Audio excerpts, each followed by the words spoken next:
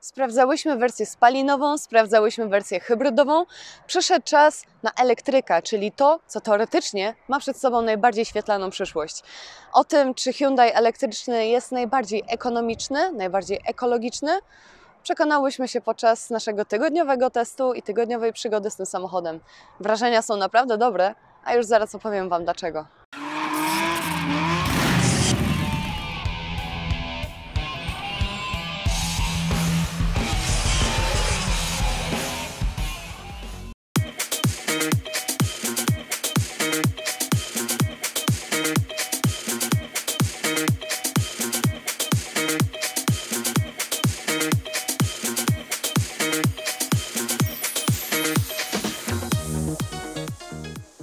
Jak nam podpowiada już nazwa modelu, Kona Electric to auto w pełni elektryczne, co oznacza, że nie mamy tutaj klasycznego silnika spalinowego, więc nie mamy też skrzyni biegów, nie mamy też układu wydechowego.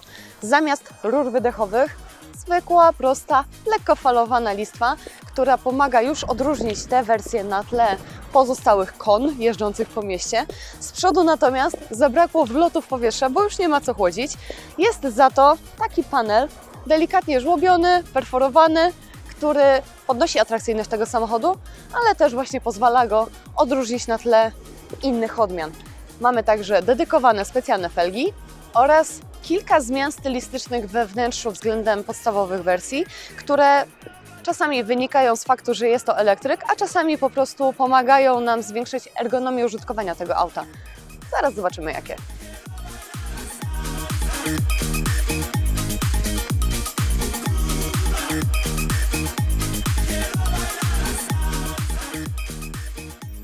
Wnętrze Kony Electric nie jest szczególnie porywające. Skórzane obicia na wentylowanych lub podgrzewanych fotelach mieszają się z plastikowym kokpitem. Całość jednak sprawia wrażenie dobrze spasowanej i trzeba przyznać, że jest wygodna w codziennym użytkowaniu. Ponad 10-calowy ekran dotykowy jest prosty w obsłudze i czytelny, a poza tym sprawnie radzi sobie z połączeniami Bluetooth i szybko odczytuje pliki z pamięci przenośnej. Pozycja za kierownicą jest zdecydowanie za wysoka, co wpływa także na komfort korzystania z wyświetlacza head-up. Dla kierowcy o wzroście 1,70 m po ustawieniu fotela w najniższym możliwym położeniu połowę tła za wyświetlaczem przyziernym stanowi klapa maski, co utrudnia odczyt informacji. Kierowca ma do dyspozycji prędkościomierz wspomagany małymi ekranami pokazującymi dane dotyczące zużycia prądu lub informacje o jeździe. Po bokach umieszczono wskaźnik poziomu naładowania baterii i aktualny status jej użycia. Pasażerowie siedzący z przodu mają wystarczającą ilość miejsca, natomiast wyższe osoby siadające na tylnej kanapie mogą narzekać na brak przestrzeni na nogi. No dobrze, tyle jeżeli chodzi o teorię o wygląd, a jakie są wrażenia z jazdy tym samochodem? Miałam okazję wcześniej testować Konę z silnikiem wysokoprężnym i niestety, będę szczera, okrutnie szczera, ale była ona dla mnie rozczarowaniem, ponieważ auto wygląda świetnie, mi się to na nadwozie bardzo podoba i spodziewałam się, że będzie też świetnie jeździć, a przynajmniej w takiej skali powiedzmy 8/10. Tak nie było, okazała się taka mocno prosta, niby okej, ale bez ekscytacji, bez przesadnych emocji, mało dynamiczna, szczerze mówiąc. Brakowało mi często jakiegokolwiek kopa w tym samochodzie i podczas jazdy po mieście, i podczas jazdy w trasie. Paliła tyle, ile paliła. Generalnie nie za bardzo przypadła mi do gustu i troszeczkę mi obrzydła ten model. Później w końcu dostałam do testu wersję hybrydową, która w mieście sprawdziła się naprawdę bardzo dobrze, ponieważ cały czas czuć było wsparcie tej baterii elektrycznej. Miałam ten fajny moment obrotowy przy ruszaniu, przy rozpędzaniu się z niższych prędkości i już dobrze się jeździło. Gdybym się trzymała miasta, byłabym naprawdę w pełni zadowolona. Gorzej było, kiedy wyjeżdżałam na trasę, ponieważ tam już niewiele silnik elektryczny miał do powiedzenia, bardziej się wykazywał spalinowy, który znów okazał się zbyt zamulony. Okazał się znowu mało dynamiczny, niby okej, ale jednak chciałam przyspieszyć, nie miałam za bardzo czym, więc do prędkości powiedzmy takich 140-150 km na godzinę to tak naprawdę to było tyle. I okej, na polskie drogi więcej nie trzeba i tak. Gorzej jak pojedziecie na niemiecką autostradę, tam możecie być trochę rozczarowani. W każdym razie czekałam bardzo mocno na wersję elektryczną, ponieważ w hybrydzie, tam gdzie wykazywał się silnik elektryczny, tam jeździło się naprawdę bardzo dobrze.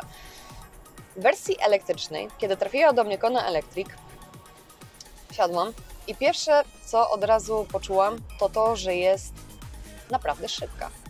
I nie mówię tu o prędkości maksymalnej, bo w tym samochodzie ta prędkość maksymalna wynosi akurat 167 km na godzinę. I to z tym mocniejszym silnikiem, bo tutaj są dostępne dwa silniki. Jeden ma 136 koni mechanicznych, drugi, czyli ten, który mamy tutaj, 204 konie i baterię o pojemności 64 kWh. I dzięki Bogu, że trafiła nam się ta szybsza wersja, ponieważ jest ona naprawdę bardzo dynamiczna. Mimo że, jak mówiłam, prędkość maksymalna nie jest za wysoka, to przyspieszenie tutaj według danych technicznych wynosi 7,6 sekundy do 100 km na godzinę, a realne wrażenie, podobne zresztą jak w innych elektrykach typu BMW i3, typu Nissan Leaf, jest takie, że dzieje się to wszystko o wiele szybciej. Kiedy wciskam pedał gazu do oporu, ten samochód momentalnie się rozpędza. Kiedy startuję od zera, właściwie na każdych światłach ja startuję pierwsza i szczerze, spalinowce wszelkie na tych pierwszych 60-100 metrach, 400-500 metrach nawet, rzadko kiedy mają jakieś szanse, ponieważ jednak fakt, że tu mam dostępną całą moc od razu, cały moment od razu, to po prostu robi w tym samochodzie robotę. I jest to faktycznie samochód, może nie demon prędkości, ale jest on szybki. I jest na tyle szybki, że ja już nic więcej od niego nie chcę. Nie chcę, żeby miał mocniejszą baterię, nie chcę, żeby miał mocniejszy silnik. Taki, jaki jest, naprawdę jest bardzo dobry. Zwłaszcza, że ten układ napędowy działa tutaj świetnie, ponieważ po pierwsze przełożenie właśnie całej tej energii na reakcję silnika, układu, na reakcję samochodu jest bezproblemowa i bardzo szybka. Obsługa tego układu też jest według mnie ciekawa, ponieważ tutaj w przypadku Kony Electric, tak jak w przypadku innych elektryków od Hyundai'a, tak tutaj mamy obsługę za pomocą guzików, czyli mamy drive i parkowanie i neutralny bieg i jazdę wstecz obsługiwaną przyciskami. Wiem, że te guziki to jest rozwiązanie, które nie każdemu przypadnie do gustu. Mi się akurat podoba. No i to, co w elektrykach jest najfajniejsze. Kiedy byłam mała, uwielbiałam chodzić do wesołego miasteczka i jeździć na tych autodromach, czyli tych samochodzikach elektrycznych. To było ekstra, ponieważ wsiadałaś albo wsiadałeś i od razu naciskałeś pedał gazu i jechałeś momentalnie. Był szybki, był zwrotny, był zwinny, później fajnie się nim sterowało. Oczywiście tam była też ta kręcona kierownica, którą wystarczyło obrócić, żeby jechać do tyłu. To było fajne. I zawsze sobie myślałam, że fajnie byłoby kiedyś móc wsiąść do samochodu i jeździć na co dzień samochodem, który dawałby podobne wrażenia, jeżeli chodzi w ogóle o samą radość z jazdy, o taką właśnie ekscytację spowodowaną faktem, że nie muszę czekać na żadne rozkręcenie się silnika, tylko od razu wszystko się dzieje natychmiast. I tak oto prawie 20 lat później jadę koną elektryczną i mam dokładnie tę samą radochę. Wciskam pedał i momentalnie ruszam. Momentalnie jest reakcja, momentalnie coś się dzieje. To przyspieszenie jest tutaj naprawdę bardzo fajne i jest ono moim zdaniem przydatne także jeżeli chodzi o bezpieczeństwo, ponieważ kiedy chcecie kogoś wyprzedzić, kiedy trzeba na przykład szybko zjechać z jakiejś drogi, czy nagle przyspieszyć i nie wiem, uciec przed kimś albo cokolwiek, nie mówię tu o pościgach policyjnych, od razu zaznaczam, to wszystko jest po prostu na miejscu.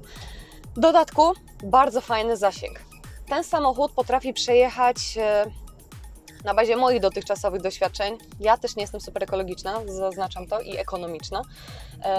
Na bazie moich dotychczasowych doświadczeń ten samochód potrafi przejechać 350 km minimum, jadąc trochę w trasie, trochę w mieście.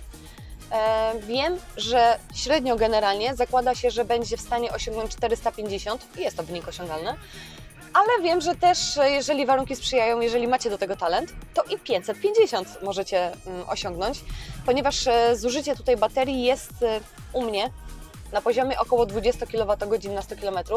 Potrafię zejść czasami do 17-16, więc to już jest bardzo dobry wynik.